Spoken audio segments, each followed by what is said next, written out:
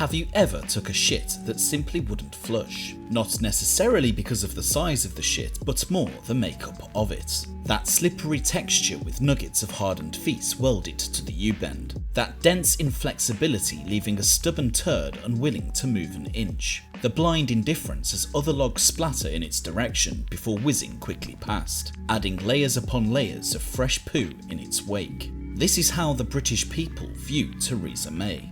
Having spent months locked in a veritable panic room with the dishevelled leader of the opposition, it's a remarkable surprise that not a hint of progress towards reaching a Brexit deal has yet been made. After all, Corbyn, an unapologetic Marxist, terror sympathiser and anti-Semite, has stood diametrically opposed to this haggard old bint on almost every position. That said, it is rather curious how Corbyn's once fervent backbench Euroscepticism has now mutated into some sort of bastardised puppet act, with Donald Tusk's Polish fist now elbow deep up Jeremy's shitter, but that's another gay story for another gay day.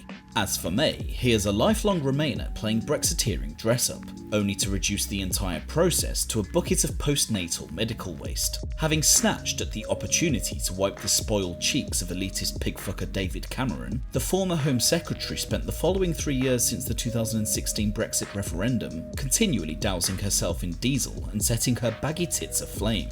Having been tasked with agreeing a Leave deal that would satisfy the 17.4 million majority, this leathery hag would instead set a number of red lines only to then capitulate on every single one of them. Her treaty would set the terms of total and utter surrender to the European Union, enforcing the same 17.4 million to open wide and prepare to be throat-fucked to the point of tears by a handful of unelected bureaucrats. Put simply, the deal reached by Theresa May's cabinet and then agreed upon by Brussels was the negotiating equivalent of pissing out a kidney stone. For example, the addition to the draft withdrawal agreement of the Irish backstop, an insurance policy against a hard border in Ireland, would have essentially kept the UK in some sort of customs union for an indefinite period, meaning those leavers may as well have wrote "I'm a gay pedophile" in their own shit to their ballot paper and achieved the same result. In January 2019, Theresa May's deal was put to a vote, only to be rejected by a record 432 votes to 202. This led to a long-awaited vote of no confidence in the Prime Minister,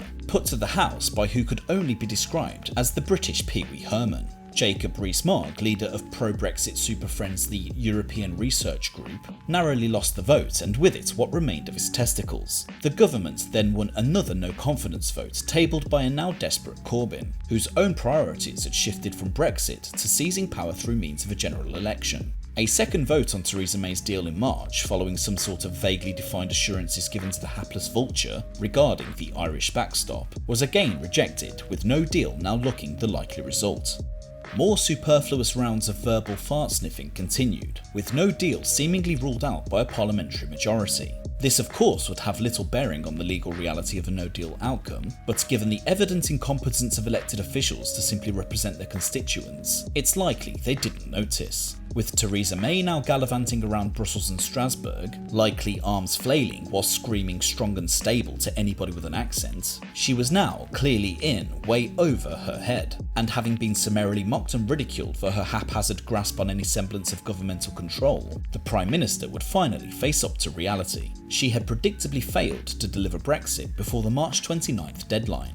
Despite an appearance akin to putting lipstick on a shaved rat, Theresa May had finally accomplished something. Her months of shameless grovelling had actually paid off. The European Union had agreed to extend Article 50 to the 30th of June, the latest possible date for the UK to avoid participation in the European elections. Meanwhile, sick of May's observable retardation, leader of the House and pint-sized cuckold John Bercow agreed to oversee a round of indicative votes. A total of 8 motions were tabled entirely without governmental involvement, with options such as a no deal, a common market 2.0 and a complete revocation of the withdrawal agreement all on offer. All 8 failed miserably, with absolutely nobody in the House of Commons seemingly able to agree on a single fucking thing. A second round of indicative votes featuring the 4 most favourable options followed, only for this embarrassing clump of fog-headed pisslords to once again fail to come to an agreement. A third meaningful vote, the cute name adopted for Theresa May's withdrawal abortion, would soon be put to MPs. This following a warning from the Speaker that the same proposition could not be brought back without changes. The so-called political declaration, an ambiguous wish list of Theresa's deluded fantasies, was dropped, thus making her withdrawal agreements now eligible for a vote. May would even attempt to sweeten the deal in an audacious bribe. Vote for my deal and I pinky promise you'll be rid of my ghoulish presence for good. But as always, her futile efforts were once again in vain.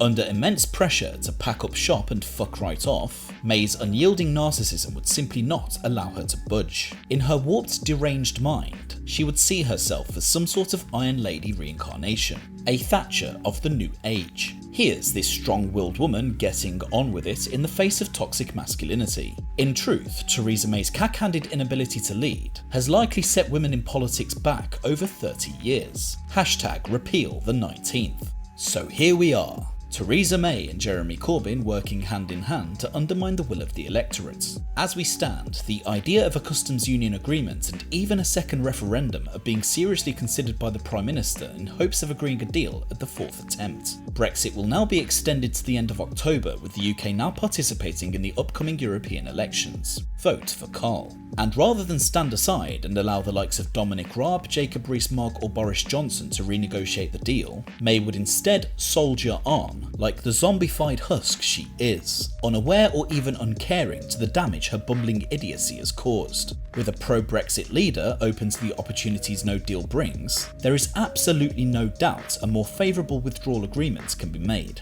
After all, the European Union, and specifically their manufacturers, badly need us. The United Kingdom is the biggest importer of EU goods, with London its financial capital. Additionally, the example set out by the UK going at it alone will only serve to galvanise an increasingly nationalist Europe, potentially leading to more exits from the European Union. Instead, this wrinkled bag of shit has negotiated herself into a corner and brought the entire nation to its knees. All because she has neither the ability nor the fortitude to do a fucking job and represent the electorate. This woman is on the verge of flushing our entire democracy down the same U-bend she herself is clinging to.